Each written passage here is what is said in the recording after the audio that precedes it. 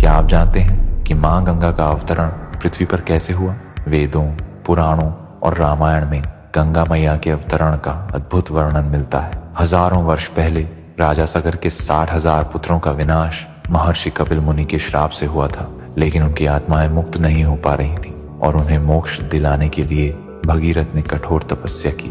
भगीरथ की तपस्या से ब्रह्मा जी प्रसन्न हुए और उन्होंने गंगा को धरती पर भेजने का वरदान दिया, लेकिन गंगा के प्रचंड वेग को धारण करने के लिए भगवान शिव ने उन्हें अपनी जटाओं में रोक लिया। जब शिव जी ने अपनी जटाएं खोली तो गंगा 7 धाराओं में विभाजित होकर पृथ्वी पर अवतरित हुई और भगीरथ के पीछे पीछे कपिल मुनि के आश्रम तक पहुंची। गंगा जी के पावन जल ने राजा सगर के पुत्रों का उद्धार किया और वे मोक्ष प्राप्त कर सके।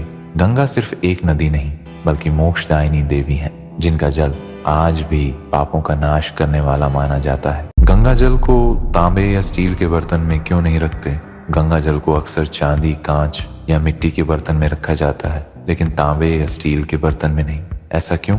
गंगा जल को सबसे शुद्ध और पवित्र माना जाता है। ये अपने आप में अद्भुत विशेषताओं से भरपूर है जो वर्षों तक खराब नहीं होता, लेकिन अगर इसे तांबे या स्टील के बर्तन में रखा जाए तो इसकी शुद्धता प्रभावित हो सकती है। तांबा एक प्रतिक्रियाशील धातु है। जब गंगा जल को तांबे के बर्तन में रखा जाता है तो उसमें मौजूद खनिज तांबे के साथ प्रतिक्रिया कर सकते हैं, जिससे पानी का स्वाद और गुण बदल सकते हैं। इसी तरह स्टील में मौजूद लोहे और अन्य धातुओं के कण भी पानी की प्राकृतिक संरचना को प्रभावित कर सकते हैं। शास्त्रों के अनुसार गंगा जल स्वयं एक दिव्य तत्व है, जिसे पवित्रता बनाए रखने के लिए विशेष बर्तनों में रखना चाहिए। चांदी, कांच और मिट्टी के बर्तन गंगा जल की ऊर्जा को संतुलित रखते हैं, जबकि तांबे और स्टील में रखने से इसकी सात्विकता प्रभावित हो सकती है। इसीलिए गंगा जल को हमेशा चांदी, कांच या मिट्टी के बर्तन में रखने की परंपरा है।